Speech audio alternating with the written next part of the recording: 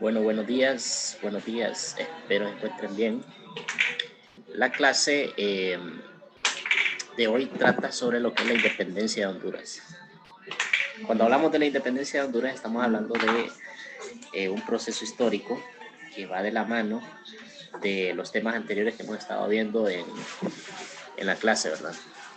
Por ejemplo, el último tema fue lo de la colonización española, la cual duró 300 años aproximadamente, donde los españoles ejercieron un dominio, un control del país y de toda la región en sí, ¿verdad? Y costó que hubiera un movimiento de independencia, ¿verdad? No fue algo que surgió así de inmediato, sino que tuvieron que haber ciertas condiciones externas y ciertas condiciones internas que hicieron que hubiera un intento de independizarse, ¿verdad? Entonces nosotros lo que vamos a ver es que a principios del siglo XIX la dependencia política y económica de España había aumentado y América ya en ese momento se había convertido en proveedora de materias primas. ¿Y esto qué significa? Que nosotros aquí en Centroamérica producíamos una agricultura que servía para vendérsela a los europeos como mano de obra barata. Exportábamos madera, metales preciosos, y eso allá se transformaba y adquiría un mayor valor. Porque el problema de dedicarse a la exportación de materias primas es que las materias primas son baratas, si lo compara con los productos elaborados. Entonces aquí es una desventaja económica que hace que nos mantengamos en el subdesarrollo de esa época. Entonces había anhelo de independencia para cambiar esa realidad, para poder controlar el comercio, para poder decidir a quién venderle, a quién comprarle, tener libertad económica. Este deseo fue influido por hechos internos y externos, como les decía, que fueron fortaleciendo esas ideas de independencia y de libertad, las cuales impulsaron el fin del Imperio Español y con ello también el surgimiento de nuevos estados en Centroamérica y otras regiones del continente. Muy bien.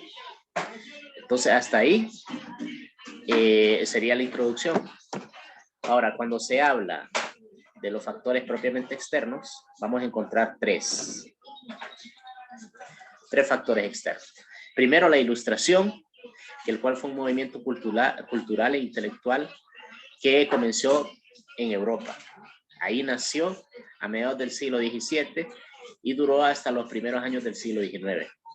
Este movimiento fue especialmente activo en Inglaterra, Francia y Alemania y hablaba de cambiar la sociedad de un régimen antiguo basado en la tradición y en la teocracia a un nuevo régimen donde se diera más valor a las decisiones libres de los seres humanos, eligiendo las autoridades, constituyendo las leyes como lo más importante, los soberanos del país. Entonces estas ideas agarraron fuerza, sobre todo en Francia, y se concretizaron con la Revolución Francesa.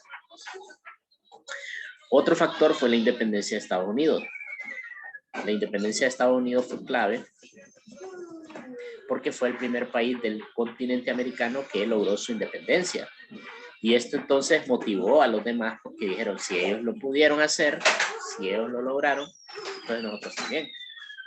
Y la independencia de Estados Unidos ocurrió incluso antes de la Revolución Francesa, en 1776, cuando el Congreso de Filadelfia aprobó por unanimidad la Declaración de Independencia de las 13 colonias, porque eran 13 colonias en el este de Estados Unidos, que formaban parte de los territorios que había colonizado ahí Gran Bretaña. Pero esto no fue pacífico, esto ocurrió con cruentas guerras, ¿verdad? Guerras en las que murieron muchas personas que fueron lideradas por el líder militar y estadista George Washington. Luego de esas batallas entre los británicos contra los colonos, terminó ganando los colonos, los criollos de Estados Unidos, apoyados por Francia. Francia mandó ayuda militar y económica. Y por último, la Revolución Francesa, que fue un conflicto social y político, derivado, ¿verdad?, del primer factor de la Ilustración, que tenía esos ideales que les mencionaba de libertad, igualdad y fraternidad, y que convulsionó Francia. Y por extensión, eso se llevó a todas las demás naciones de Europa que enfrentaban a partidarios y opositores de un sistema conocido como el antiguo régimen. Entonces, lo principal de las condiciones externas que afectaron y que propiciaron un ambiente de independencia fueron eso. Pero también aquí les podría mencionar que en algún momento Francia, a través de Napoleón Bonaparte, derrotó a España. Y entonces se cambiaron muchas cosas en el continente americano. En las colonias americanas cambió el ambiente. Y entonces también eso influyó. También influyó la conquista de España por parte de Napoleón. Y en los factores internos tendríamos lo que son el descontento criollo y las sublevaciones populares. En el descontento criollo, pues esto es básicamente que los españoles peninsulares, que así se les llama a los que habían nacido en España y habían llegado acá, esos españoles peninsulares se diferenciaban de los españoles criollos, que eran los españoles que habían nacido acá, hijos de madre y de padre español, pero nacidos acá. Y por haber nacido acá, ellos tenían menos privilegios. Entonces, había una diferencia en las clases sociales bien marcada, y la gente, estos españoles criollos, cada vez exigían mejores puestos en el gobierno, mejores situaciones, mejores ventajas. Entonces, eso hacía, aumentaba en ellos el deseo de algún momento ser libres y gobernar sin ese paternalismo venido desde la península ibérica. Entonces, ese descontento criollo fue importante para la independencia, porque si no hubiera habido ese descontento, la gente hubiera seguido normal. Los gobernantes no hubieran tenido problemas. Y las sublevaciones populares, que en un primer momento de independencia ocurrieron en San Salvador, 1811, conocido como el primer grito de independencia de Centroamérica. Entonces, hubieron diferentes, así como manifestaciones a favor de la independencia en las diferentes provincias de Centroamérica, pero no agarraban fuerza, era algo así suelto, esporádico. Mientras que en otras partes, como en Sudamérica, habían guerras, las guerras que se enfrentaron, por ejemplo, Simón Bolívar, las guerras que enfrentaron los mexicanos, tuvieron que enfrentarse directamente en batalla, mientras que aquí en Centroamérica fue una promulgación nada más. Eso en cuanto a los factores internos. Entonces, por cerca de 3 siglos, Honduras fue parte de esa capitanía llamada Capitanía General de Guatemala, por lo que su independencia giró alrededor de los acontecimientos proindependentistas en las demás provincias. Luego de la ocupación de España por parte de los franceses, se produjeron en Nicaragua, El Salvador y Guatemala los primeros actos de insurrección en favor de la independencia de Centroamérica.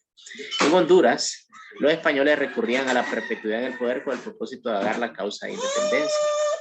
Y desde 1813 hasta 1820 no se dieron en Centroamérica otros sucesos notables en relación a la independencia. Fue hasta principios de 1821 cuando México, a través del Plan de Iguala, declaró su independencia total de España el 24 de febrero. Este suceso aceleró también a la independencia de Centroamérica, la cual se consumó el 15 de septiembre de 1821 con una declaración la cual fue redactada por el hondureño José Cecilio del Valle. Entonces estamos hablando de que nosotros nos volvimos independientes por inercia, porque estaba ocurriendo a nuestro alrededor y nos llevó el movimiento, nos terminó absorbiendo. La euforia y la independencia duró muy poco, porque ya en enero de 1822, por iniciativa del grupo de los conservadores y del emperador de México, Agustín de Iturbide, las Provincias Unidas de Centroamérica se unieron al Imperio Mexicano. Decidieron ellos formar parte del Imperio Mexicano.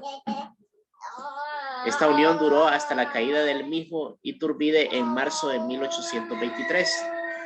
Aquí pueden ver ustedes en el mapa. En el mapa pueden ver que el Imperio de Iturbide incluía todo este montón de estados, incluyó parte de Estados Unidos, México y Centroamérica. Entonces ahí nosotros éramos parte de México. por un momento, ¿verdad? Hasta 1823, cuando el imperio este se demorona y deja de existir.